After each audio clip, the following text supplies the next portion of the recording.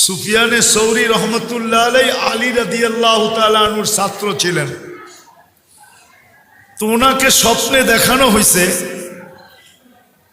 যে আমার একজন ওলি মারা গেছে, তোমাকে জানাজা পড়াইতে হবে। তো সুফিয়ানে সৌরি রহমতুল্লাহ আলাই ভাবতেছিলেন যে লোকটা এরকম কি আমল করত যে স্বপ্নে আমাকে নির্দেশ দেওয়া হইলো এর জানাজা পড়ার জন্য। তো এলাকায় যে জিজ্ঞাসা করছে, ভাই লোকটা কি কাজ করত, তার ইবাদত বন্দিগি কিরকম ছিল। তো সবাই এক বাক্যে বলতেছিল সাধারণ লোক ছিল, তেমন কোনো উল্লেখযোগ্য না ব্যক্তিত্ব ছিল না আমল সামল ছিল। তো সুফিয়ানে সৌরি রহমতুল্লাহ আলাইহি ভাবতেছিলেন যে এলাকার মানুষ থেকে তথ্য পাওয়া যাবে না, আচ্ছা বাড়িতে জিজ্ঞাসা করি। তো বাড়ি যে জিজ্ঞাসা করছে লোকটা কি আমল করত, তো বলছে না সাধারণ ছিল। তো উনি একটু নৈরাশ হয়ে ভাবতেছিলেন যে বাড়িওয়ালাদের থেকেও পাইলাম না, আচ্ছা দেখি গোপনভাবে আর স্ত্রীর থেকে কোনো খবর নেওয়া যায় কিনা। অনেক কিছু থাকে যেটা জামাই বউই জানে আর কেউ জানে না, ঠিক না?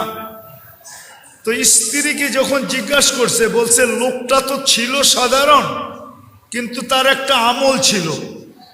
বলছে সেটা কি?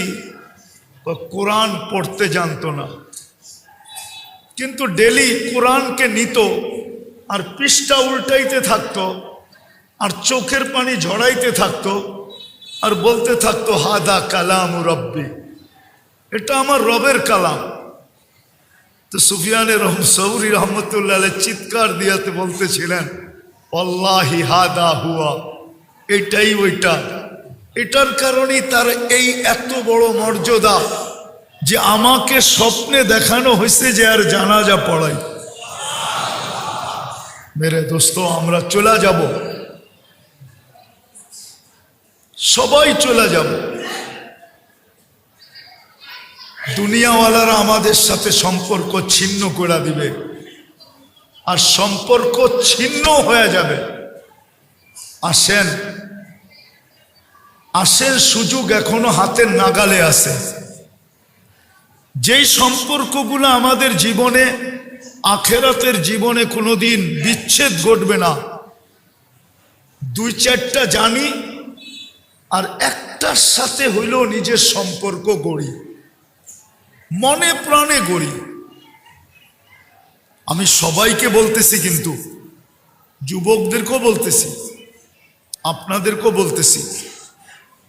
যদি আওয়াজ মা বোনদের কানে যায় তো তাদেরকেও বলতেছি,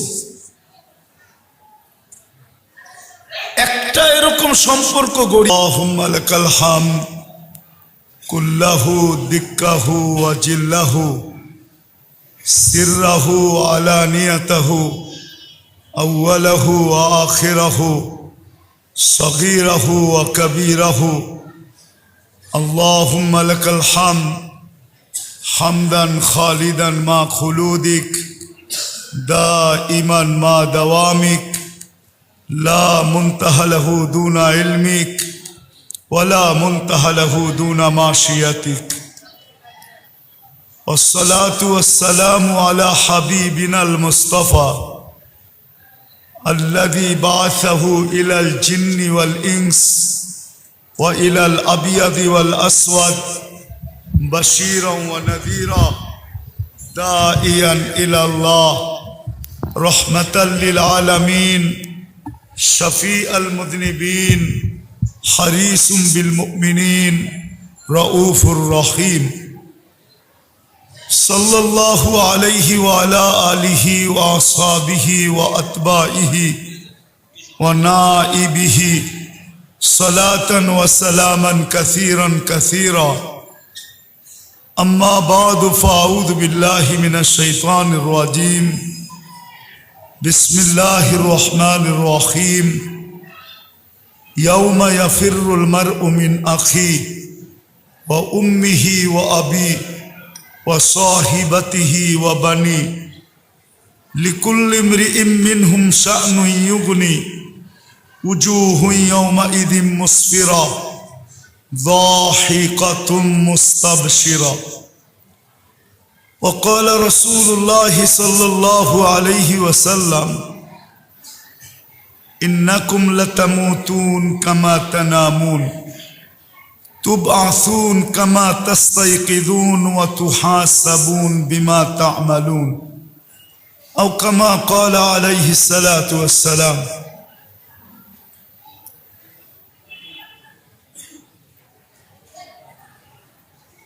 উক্ত মাহফিলের সম্মানিত সভাপতি, উপস্থিত উলামায়ে কেরাম,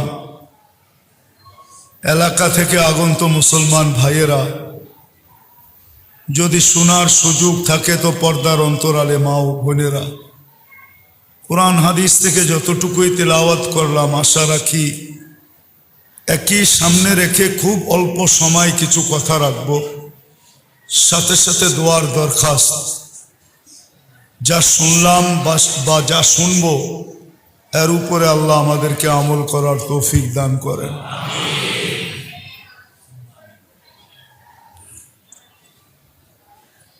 চির সত্য কথা এটাই, মানুষ মরতে দেরি, দুনিয়ার সমস্ত সম্পর্ক তার থেকে বিচ্ছিন্ন হতে দেরি হবে না। যত সম্পর্কের আজকে চর্চা চলতেছে বা স্লোগান চলতেছে, একটু আওয়াজ কম, বাচ্চাদেরকে একটু